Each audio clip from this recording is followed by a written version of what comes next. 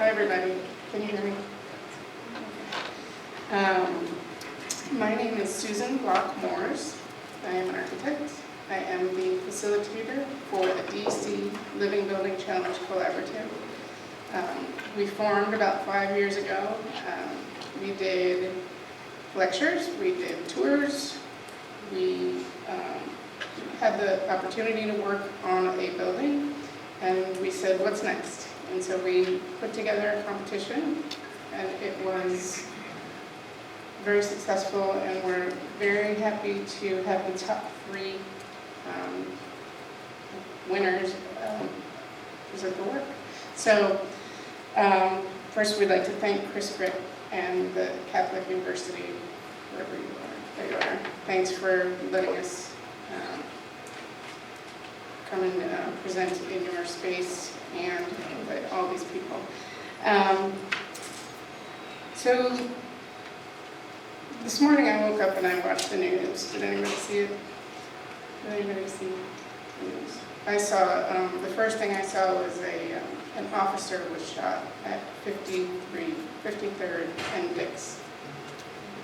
Our site is at 58th and Dix. So I was kind of taken aback. And so I say that we on this project got involved a lot with the community. We went into their meetings and we tried to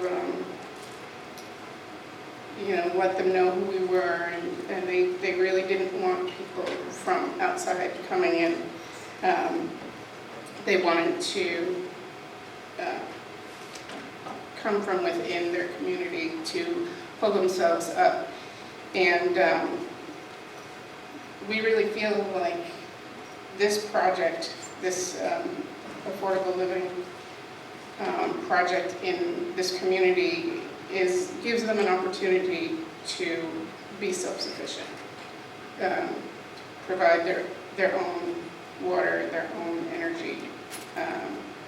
And just one of the things that the collaborative did after the competition was we gave a donation to a group called City Blossoms, and it is an education in gardening for kids. And it is just another way to give them the tools that they need to be self-sufficient. And we're very fortunate to have had enough sponsorship and enough money left over from the competition to do that. So I'm going to get into a couple of things. What do I do here? So for anybody who does not know what the Living Building Challenge is, it is, they use the metaphor of a flower, rooted in its place, harvesting all its energy and water, adapted to climate and site, pollution-free, comprised of integrated systems, and it's beautiful. So that is really at the core of what the Living Building Challenge is. These are the 7 petals, and these are the imperatives that support those petals. I can't go through all of them because I don't have the time to do that. Okay. Oh, thank you. Ooh, okay. Excellent. So we touched on a lot of these points. Almost all projects were net positive water, net positive energy. We talked about place. We talked about healthy environments. The red list is a big, that's the list of materials that you cannot have in your building. And that's a big important one that we touched upon.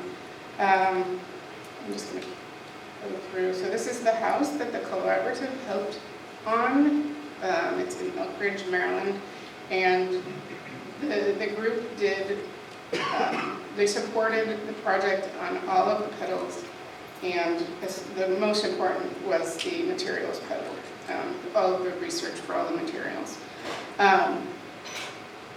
It was a passive house, lead for homes, and it was certified for the partial pedal, which you have to have 7 pedals to be fully certified. They had 3.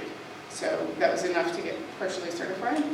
This is another project in Akikik. If you haven't been there, it's a great project. Another living building. I believe they're certified now. Brock Environmental Center, one of their team members is here and told us that they recently were granted permission to use rainwater for drinking water. So first in the country, very exciting. We should take a tour there. We'll write that down. If you haven't been to Phipps, it's beautiful and it's close, and it is a living building. Living building is about breaking barriers. It's about talking to the guy next to you, even if they're in a different discipline, and making a connection and breaking those things and integrating the systems. So to get into the competition a little bit, there was it was a site in Northeast DC in Deanwood, and we were asking for 10 to 15 single-family affordable homes, and it was these were the requirements. We left it very open so that people could have the freedom to do what they wanted. I'm not sure if I mentioned there were 27 teams that entered. Really good turnout. And the requirements, you can see, were pretty lengthy. I'm not going to read them all, but the most important one, I think, was the manufacturer's letter. You have, for the materials pedal, if there's a product that isn't to the standards of Living Building Challenge, you can write them a letter and say, why isn't it? And this is how change happens. So this qualification for this competition was to do that, to write a letter, and we had teams writing 4 to 5 letters on various materials. So that's about breaking barriers. It's about talking to somebody who says, why doesn't it meet the red list? So this was our schedule. All of this is on the website. We had 3 charrettes. We had speakers come in and talk about the pedals, and we limited their time. We wanted people to pin up and have time to talk to each other. So it worked. It was fun to see 80 people in a room talking to each other about how to reach the Living Building Challenge. So this is what it looked like a little bit. Some people, you'll notice, that's Tommy Wells, this from the District Department of the Environment, and Mary Beth DiLorenzo from DHCB. And you'll notice the microphone isn't in the same person's hand. It's always in somebody's new's hands. It was a constant process of people just collaborating. It's very, very good. People opening up, lots of people talking. This was the reception, lots of people talking. And this was the winning presentation. It was Urban Grapevine, and you'll get to hear from Mike tonight on talk about that project. Let's see. And this was sort of the motto for the competition. The only way to predict the future is to design it. So I think I have 2 more slides. Other living building programs, Living Product Challenge, Living Community Challenge, digging into those various topics in a different way than has been done before. Very exciting. And lots of ways to get involved. I'm not going to go through all of them, but if you want to get involved, see me after. So, thanks. And I'm going to introduce, who's first? Lindsay, and your team.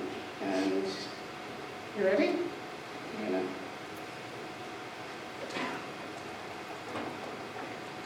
This is Team 521. And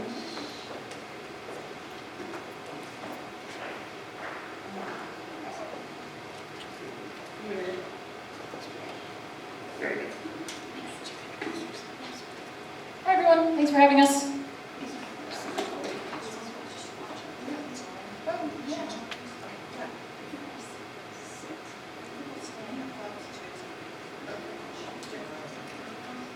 So there were 2 things that were very apparent when we saw the briefing for this competition.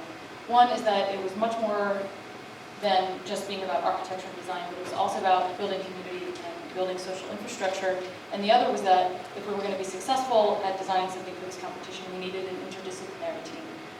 So we were made up of 5 teams, 5 teams, 2, 1, 2. So my name is Lindsay Falaska, I'm with Hancock Cole Architects. Holly Lenahan is also with Hancock Cole Architects. We partnered with Mikasa, who's a local nonprofit developer of affordable and sustainable housing. So Holly, although she works for Hancock Cole, is also on